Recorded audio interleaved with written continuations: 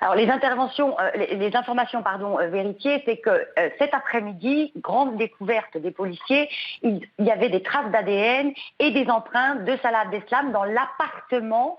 qui a fait l'objet d'un assaut mardi passé et pendant lequel Mohamed Belkaïd a été tué. Alors ils ont trouvé ces empreintes, cette trace ADN de Salah Abdeslam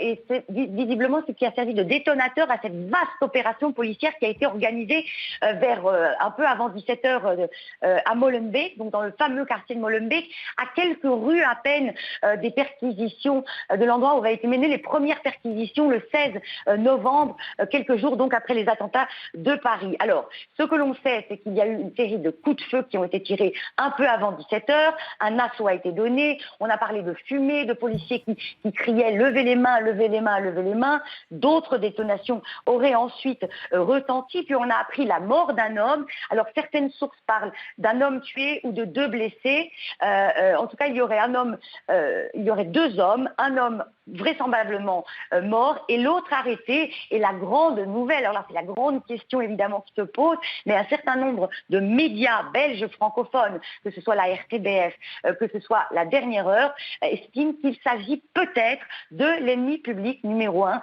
Salah Abdeslam. Donc ce qui voudrait dire que la traque des enquêteurs serait peut-être en train de terminer. Alors vous le disiez tout à l'heure, la personne qui a été tuée mardi dans la perquisition a été identifiée et il s'agirait d'un des logisticiens du 13 novembre. Qui serait celui qui aurait été tué avec Salah Abdeslam?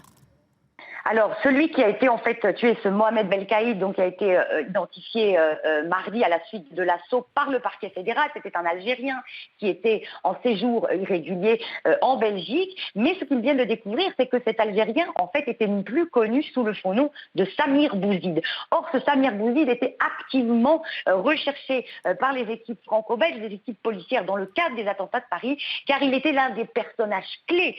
dans la logistique de la préparation de ces attentats de Paris, un complice très proche de Salah Abdeslam. Donc on le voit, ils sont en train de démêler peu à peu tous les fils de cette enquête complexe qui arrive, là on l'espère, à une sorte d'épilogue.